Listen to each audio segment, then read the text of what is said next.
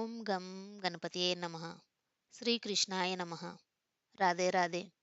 ఈరోజు వీడియోలో మనము భగవద్గీతలోని 2వ అధ్యాయము సాంఖ్యయోగము నుంచి 26వ శ్లోకము చూద్దాము. అథ చైనం నిత్యజాతం నిత్యం వా మన్యసే మృతం తథాపి త్వం మహాబాహో నైవం శోచితుమర్హసి. ఇప్పుడు ఈ శ్లోకం యొక్క అర్థాన్ని చూద్దాము.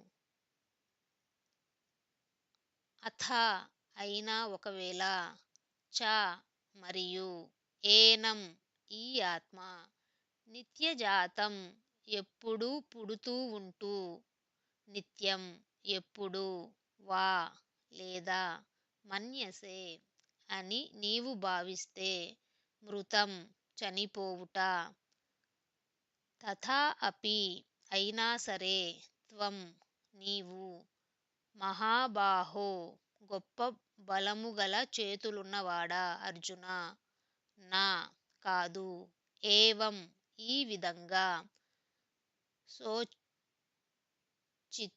శోకించుట, అర్హసి తగును. ఇప్పుడు ఈ శ్లోకం యొక్క పూర్తి అర్థాన్ని చూద్దాము. కానీ ఒకవేళ నీవు ఆత్మ పదే పదే జనన మరణములకు లోనగుతుంది అని అనుకున్నా సరే, ఓ మహాబాహువులు కలవాడా, ఇలా శోకించుట తగదు. ఇప్పుడు ఈ శ్లోకం యొక్క పూర్తి సారాంశాన్ని చూద్దాము. ఆత్మతత్వం గురించి ఉన్న వేరే సిద్ధాంతాలను అర్జునుడు నమ్మదలచాడేమో అని శ్రీకృష్ణుడు అథ అన్న పదం వాడాడు. భారతదేశంలో ఉన్న వివిధ తాత్విక సిద్ధాంతాలు మరియు ఆత్మతత్వంపై వాటి భిన్నమైన అవగాహనల నేపథ్యంలో ఈ శ్లోకాన్ని అర్థం చేసుకోవాలి. భారతీయ తత్వజ్ఞానం చారిత్రాత్మకంగా 12 శాస్త్రాలను కలిగి ఉంది. వీటిలో ఒక 6 వేదాలను ప్రామాణికంగా అంగీకరించాయి. అందుకే వాటిని ఆస్తిక దర్శనములు అంటారు. ఇవి మీమాంస, వేదాంత, న్యాయ, వైశేషిక, సాంఖ్య మరియు యోగ దర్శనములు. మరలా వీటిలో ఇంకొన్ని శాఖలు ఉన్నాయి. ఉదాహరణకి వేదాంతమనేది మరో 6 రకాలుగా విభజించబడింది. అద్వైతవాదం, ద్వైతవాదం, విశిష్టాద్వైతవాదం, విశుద్ధాద్వైతవాదం, ద్వైతాద్వైతవాదం మరియు అచింత్య భేదాభేదవాదం. వీటిలో మరిన్ని ఉపశాఖలు ఉన్నాయి. ఉదాహరణకి అద్వైతవాదం అనేది ఇలా పునర్విభజించబడింది: దృష్టి సృష్టివాదం, అవచ్ఛేదవాదం, బింబ ప్రతిబింబవాదం, వివర్తవాదం, అజాతవాదం మొదలగునవి. మనం ఇక్కడ వీటి తత్వ వివరాలలోనికి వెళ్ళము. ఈ సిద్ధాంతాలన్నీ వేదములని ప్రామాణికంగా అంగీకరించాయి అని తెలుసుకుంటే ప్రస్తుతానికి సరిపోతుంది.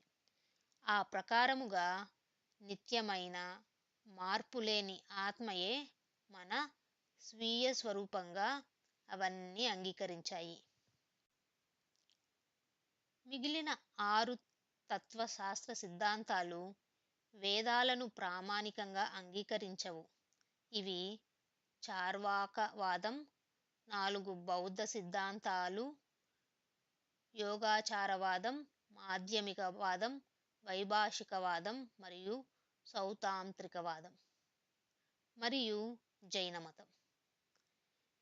వీటన్నిటికీ ఆత్మతత్వం గురించి వాటి వాటి వివరణలు ఉన్నాయి.